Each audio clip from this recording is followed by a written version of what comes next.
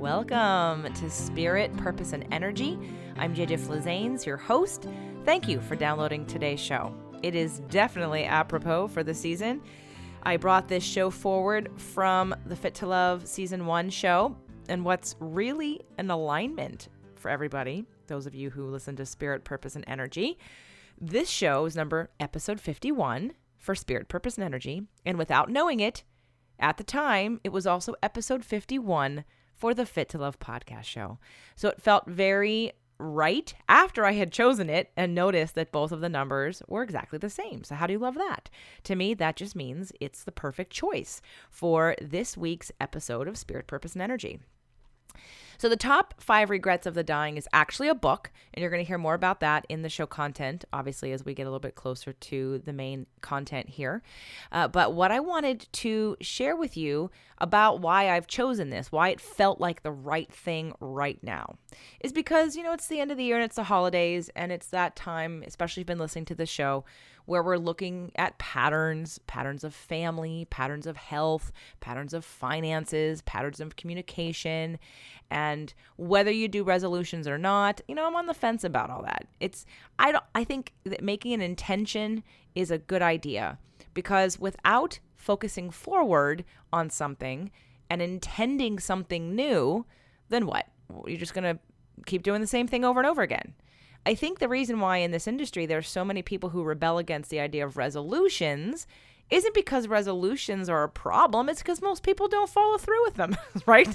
So it's not that having this idea of a resolution is such a bad idea. It's that most people don't know what to do with it, and they don't actually follow through and change anything. And if they do, it's not long term. But my business, my mission, my products, my event, everything I do is about giving you the package to make that transition, to make that real leap, and to really do it.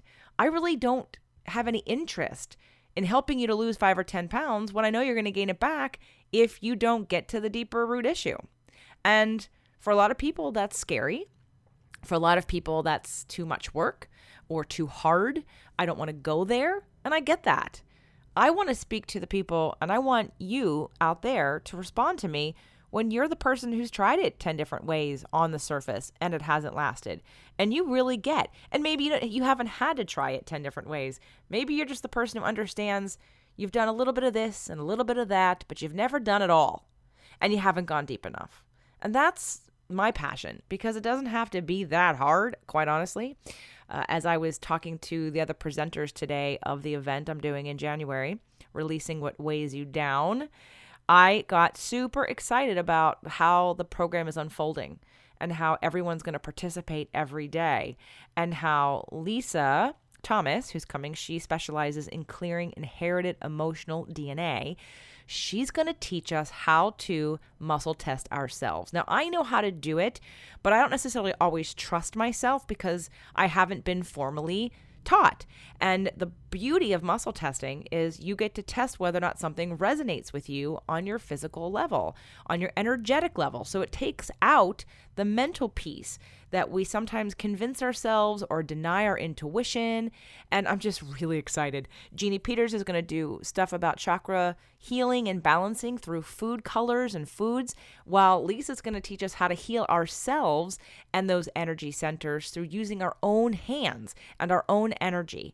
And of course, I have a bunch of stuff to teach. So does Allison, so does Michael. But the point is, oh my gosh, I'm so excited about all these new tools and things that even I'm going to learn that I've wanted to learn. I've wanted to learn how to muscle test myself and other people. And now Lisa offered it today, and I'm ecstatic. I can't wait.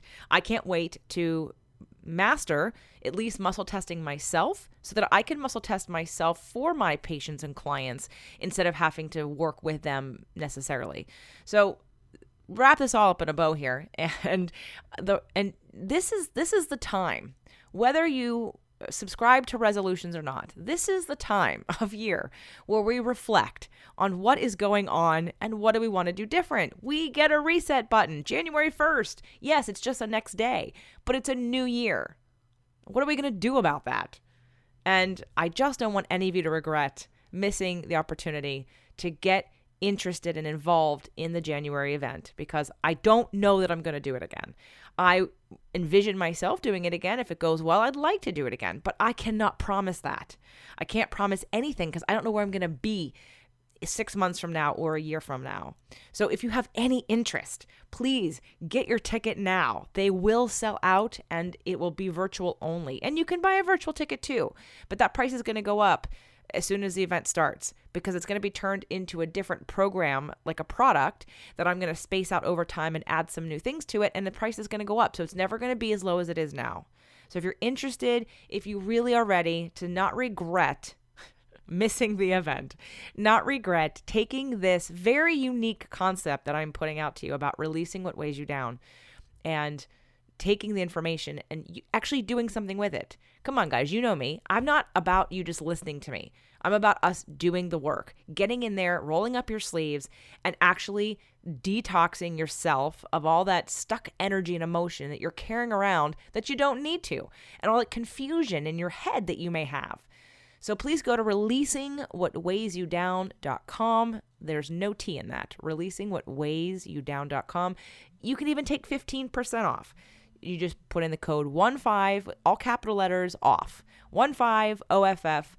Come to the event. I'll see you in January. In the meantime, enjoy today's show, and please, let's at least leave this year not wanting to regret anything about moving forward in our lives. Enjoy today's show. Today's show, the top 5 regrets of the dying.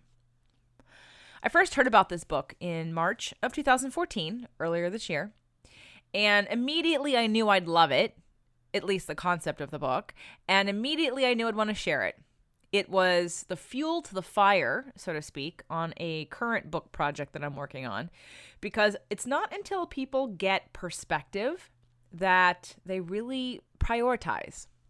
And when I first started my business and I started learning science and I understand about the joints and about degeneration and cartilage, one of the things that has always motivated me is that sort of long-term investment strategy in your body and health and future. Because it's not hard to look around and see who has taken care of their bodies and who hasn't. And it's cumulative. So if you ignore your body for 20 or 30 years, you're pretty much going to bet that something, whether it be heart disease or obesity or diabetes or degeneration in your joints, lack of strength, lack of mobility, lack of flexibility, there's something probably going to be a lot harder for your body or someone's body as they get older, when there hasn't been any investment in energy and time into strengthening and keeping what they had in their younger years. And when I first started Invisible Fitness back in 2001, I was very passionate about educating people and wanting people to understand that the exercises that you do now affect you 20, 40, 50 years from now. That just like the car, you get tires and brakes. Unlike the car, they're not as easily replaceable. And so you're going to wear your tires, you're going to wear your brakes. And all exercise isn't created equal in how it does it. In fact, some exercises speed up that process a lot and can actually break down your joints and wear down your cartilage a lot faster than other exercises. And for those of you that are thinking, why am I talking about exercise on a Thoughtful Thursday? Go back and watch any of the Movement Mondays, especially the first 3. And they're all entitled The 3 Worst Exercises for Your Joints. Because when you get a clear picture of what's happening and you understand the science of aging and of degeneration, then you might be inspired to make different choices about what you're doing now. And I've seen it so many times, people that do exercise or whatever, their way they're eating or the way they're moving, and it's degenerating them and they're just not paying attention. And I know that financial people would say the exact same thing, because you can look at this like long-term investing, and the smarter you are, the earlier you are, you put money aside or set up some kind of system so that over the years it accumulates and you have a bigger percentage of a return, or right. So it's that same thought of taking care of your car, of long-term investment strategies, and of long-term investment strategies for your body. And when you have the foresight to kind of see that far down, and I know a lot of people that see it when it comes to money, but they don't pay any attention to it when it comes to their body. I see a lot of people that have it with their cars. My father, in particular, is impeccable with our stuff. He takes very good care of all of our stuff, or his stuff. And so it lasts a long time. It's a very smart and use of time, energy, and money, because you want to take care of it so that it lasts. But so many times people don't turn around and think, well, I have to do the same thing with my body. Now, I'm going to take this show and go past the body part, because it's not just about the physical aspects of the body, but also the emotional and mental aspects of your life, which affect your body and affect how you prioritize your body. And when I heard about this book, I was told the story that the woman who wrote it, her name is Bronnie Ware, and she wrote an article because she worked with the dying and for a number of years. And so she collected these stories and she figured out what those top 5 regrets were, and she wrote about it on her blog. And that blog post went viral and got passed around so many times that it then became a book. And it became a book that she published first, and then Hay House picked up. And while I haven't finished the whole book, to me, it's not even about reading the book that's the important part.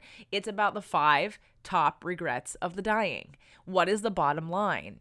And when you know something like that, when you sort of can understand that concept, it may inspire you to make different choices now. It gives you perspective. When you're just in your little world and your little circumstances right now, and I'm not saying little to be little or be condescending, but it's how big is your focus? How narrow is your perspective? What's the limiting beliefs that keep you stuck where you are and have you come up and say, well, I can't do that? Are you someone who succumbs to the limiting beliefs to keep yourself stuck because it's safe and comfortable and you don't have to change?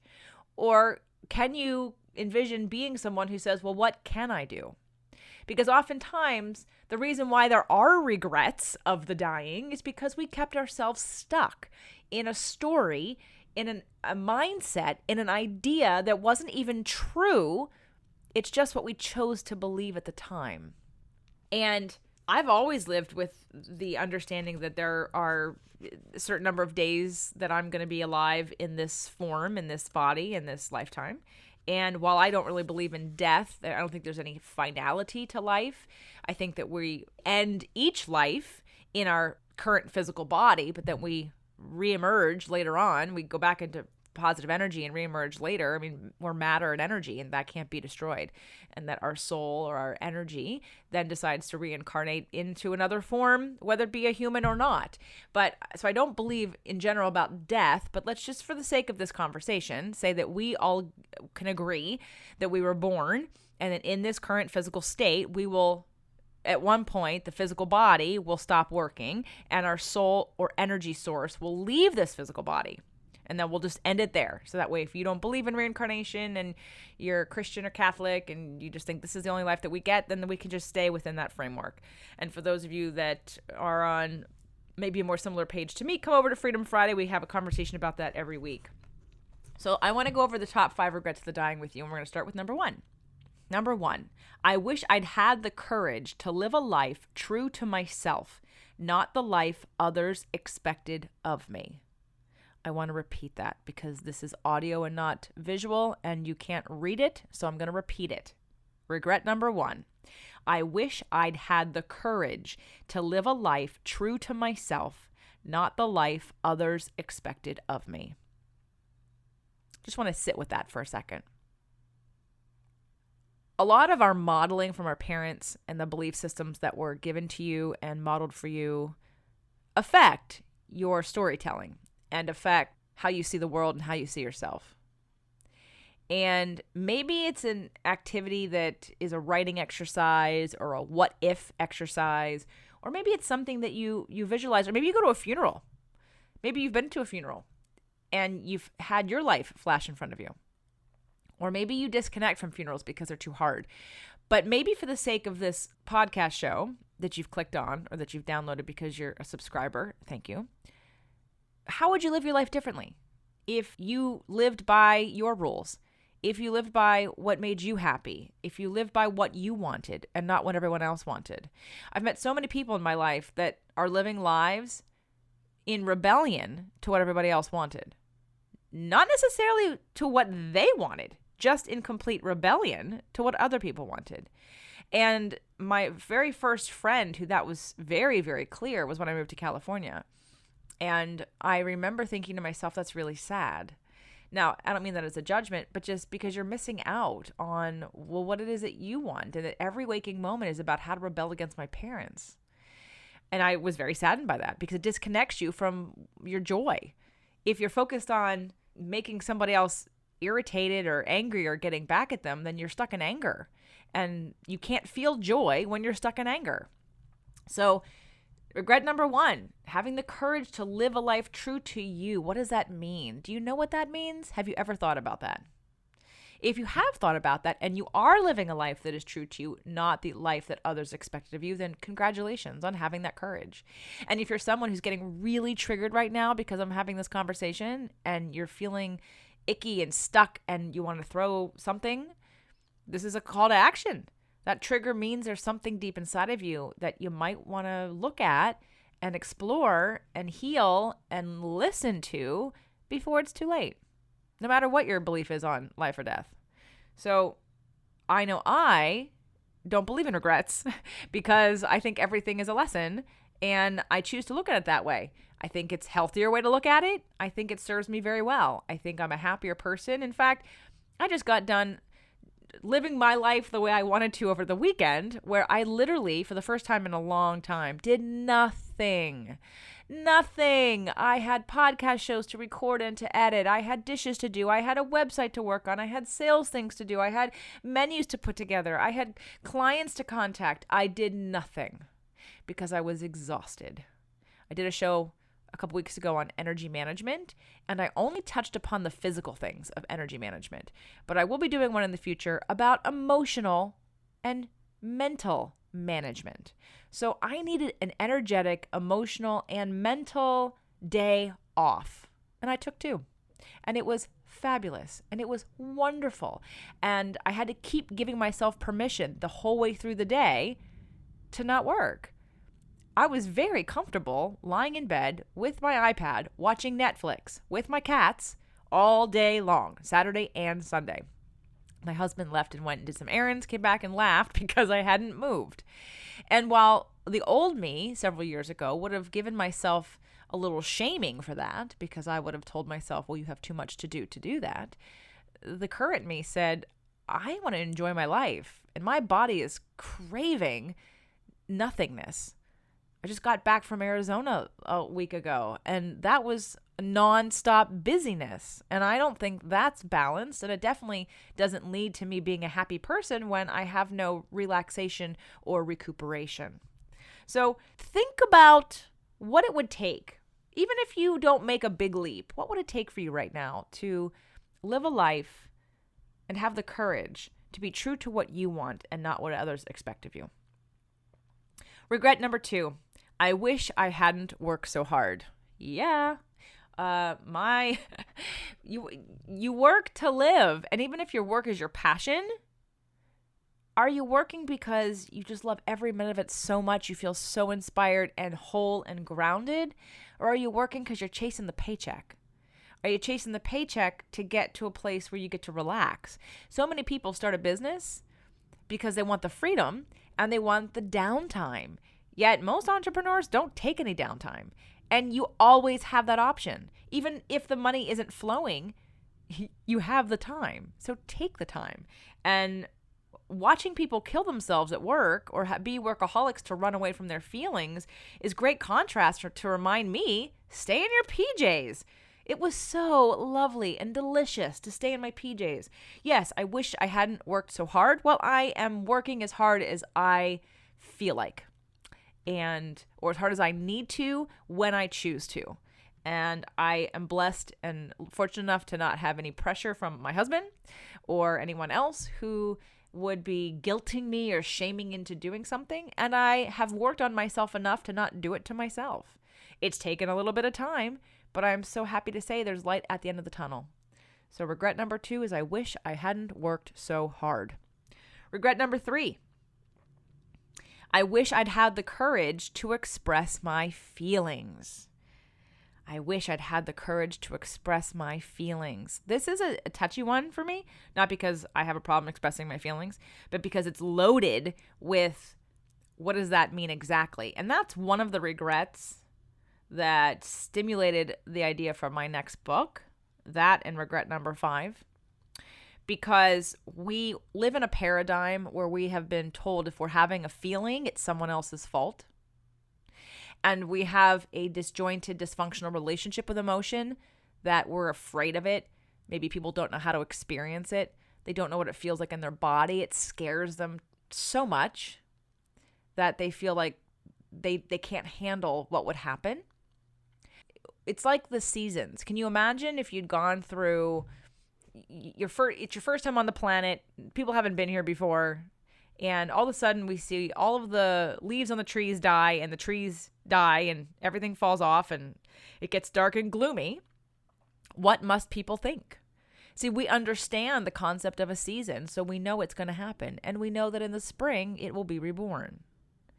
But can you imagine what it would be like if you didn't know that? You might get really nervous that something was really bad. Maybe there was a disease or a plague, or the earth was coming to an end, or life as you know it. We were going to just all die off. Think about that. You trust that we understand the cycle and the rhythm of the earth and our seasons to produce fruit and flowers, and that at some point in the year, things must die to be reborn.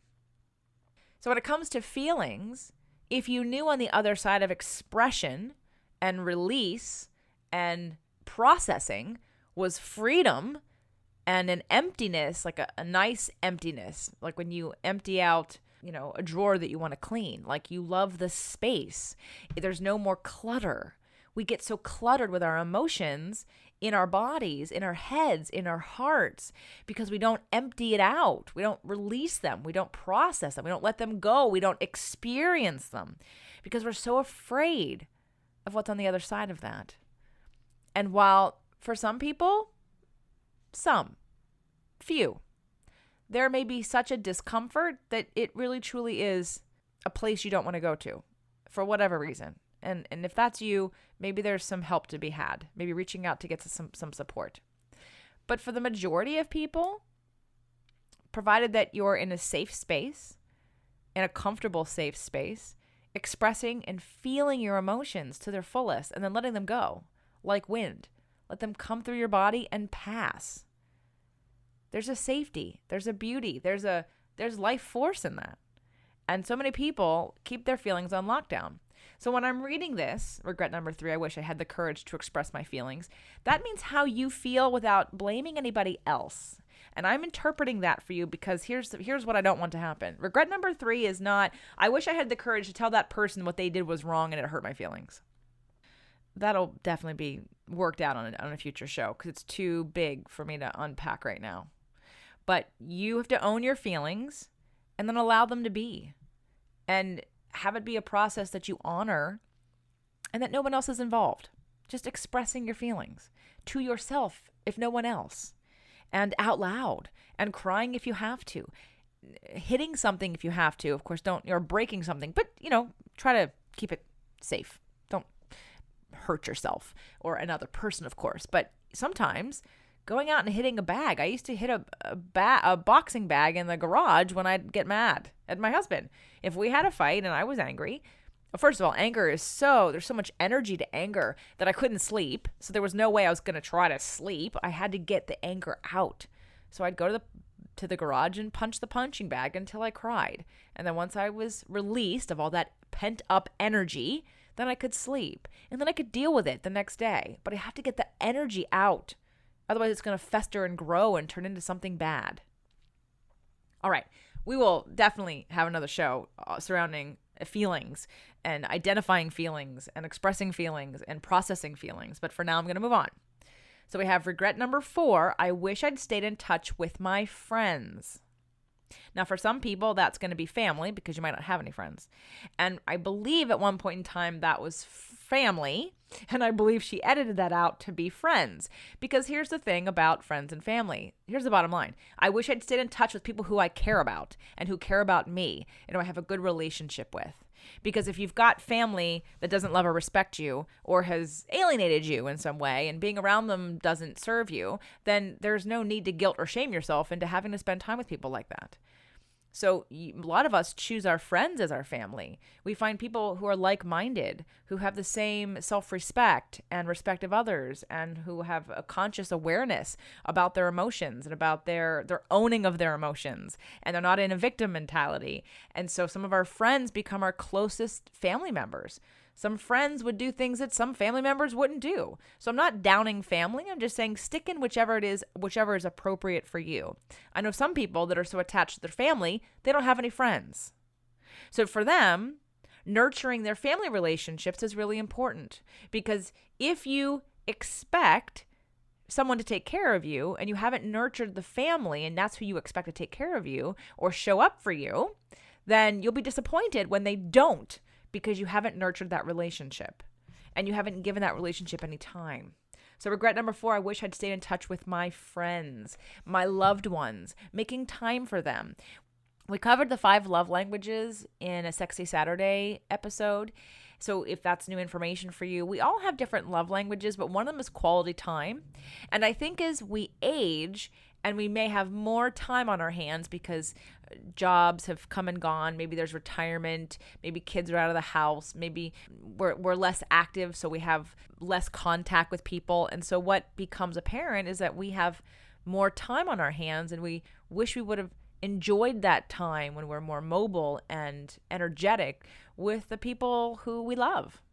And I know that's a huge one for me. My love language is quality time with friends and family. So I appreciate that one immensely. So think about the people who you'd like to get in touch with. I've got a client who she's going to retire very soon, and we made a list that she would take a trip every month, a weekend trip to visit another friend, because she wants to make sure she has, while she's healthy and vibrant, she wants to spend time with her friends. We have one more regret, but before we do that, I need to take a moment to thank our sponsors. Do you feel isolated sometimes in your community, like you're someone who is looking for things that no one else around you is? How would you like to connect with other like-minded people who are also on the same spiritual, emotional, mental, and physical path that you are? In January of 2018, I am hosting an event called Releasing What Weighs You Down. This event is a workshop event starting Friday at 5 o'clock and ending at Sunday at 2 o'clock. That's going to help you identify, process, and release any of the blocks that are stopping you from getting the results you want in your body, in your mind, in your heart, in your soul, and in your happiness. It's also an opportunity to connect with other like-minded people who are going to support your journey and hold this space for you in order for you to grow into who you want to be. There are a limited amount of seats in the room, so I invite you, if you're interested, to buy your ticket now to guarantee your slot to work with me and the other healers and teachers that I have available to you to help release what weighs you down. Come on over to releasingwhatweighsyoudown.com. Regret number 5, and it's the biggest one. It's the most important one in my opinion. It's I wish I had let myself be happier. And I've realized more and more, the more I do work on myself and the more I learn and the more I share and the more I teach and the more I inquire and learn and read, is that people don't know how to be happy. People just think happiness is a state that happens to you, and it's not something you cultivate or take charge of. Or people think that happiness is about having a partner or money or a certain environment. And happiness can be cultivated. So I wish I would have been happier. I wish I had let myself be happier. That's an activity, that's a choice, especially the way that she phrases that. I wish I had let myself be happier. If you're interested in that 5th regret and in learning more about the book project that I'm working on, I'd love to hear from you. You can send me an email, info@invisiblefitness.com. You can write on the website. I'd love to hear from you. It's fittolove.tv. And come on over and share your thoughts and feelings about this. Hopefully, especially if any of it inspired you to do something different. I'd love to hear that some of this lit a fire under your butt to do something you've been wanting to do, because the freedom in feeling that relief, feeling that passion, that exhilaration, that's life. Why are we squandering that? There's too many shoulds and have tos, and I can't right now. And yes, and maybe timing is an issue because there's too many other priorities going on. But that doesn't mean you don't have control over deciding to be happy, deciding to spend time with those that you love, deciding to have the courage to express your feelings, deciding not to work so much, and deciding to live the life that you want to live. That's what the show's about, and I'm here to support every aspect of that with some inspiration and education and anything else I can help you with. So thank you so much for tuning in to the Fit to Love podcast show. I'm JJ Flizanes, and I'll be back.